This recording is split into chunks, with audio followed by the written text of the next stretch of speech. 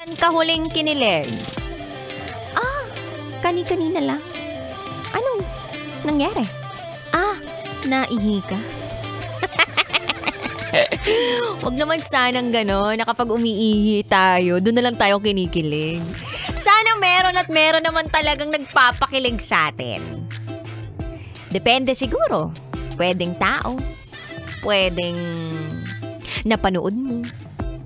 O dalawang taong idol na idol mo. Or pwede rin namang kapag nakita mo yung bank account mo, uy, may pumasok na sahod. Yan. Iba't iba ang rason kung bakit tayo kinikilig. Pero marami akong kilala sa ngayon ang super kinikilig dahil sa comeback movie ni Catherine Bernardo at Daniel Padilla. Isa ka rin ba sa mga kinilig? Sino dito yung naluha doon sa una nilang movie na Hello, Love, Goodbye? Sa totoo lang, na-elibs ako sa acting skills nilang dalawa doon.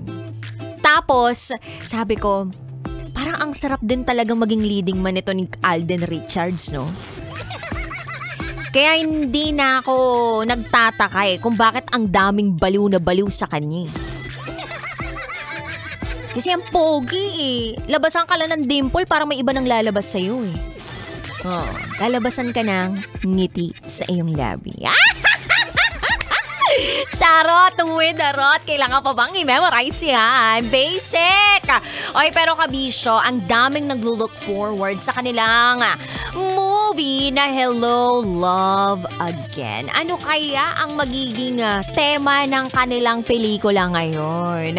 Eto bang si Joy ay magiging maligaya na rin talaga? Yayaman na kaya siya? Hindi na kaya siya magiging breadwinner ng kanyang pamilya? Shout out sa lahat ng mga nakaka-relate sa role na ginampanan ni Catherine Bernardo. Alam nyo, kaya naging box office hit yan dahil din sa relatability ng pelikulang yan Kumbaga, sa dinami-dami po ng OFW, ewan ko na lang kung hindi sila makarelate doon. Yung lahat ng klase ng trabaho, gagawin, papasukin para lang merong maipadala sa Pilipinas. Tapos kapag tinanong kung okay lang siya, okay pa naman ako. Kahit hirap na. Sumasalamin siya sa bawat Pinoy na nagtatrabaho abroad. Kaya naman, suportahan pa rin talaga natin ang pelikulang Pilipino at suportahan pa rin natin yung mga kakilala nating nagtatrabaho abroad, especially yung mga kamag-anak minamahal natin na nagtatrabaho abroad na nagsasakripisyo para sa kanilang mga binamahal na naiiwan dito sa Pilipinas. Kaya ako, hindi ako mag-OFW kasi ayokong mahirapan.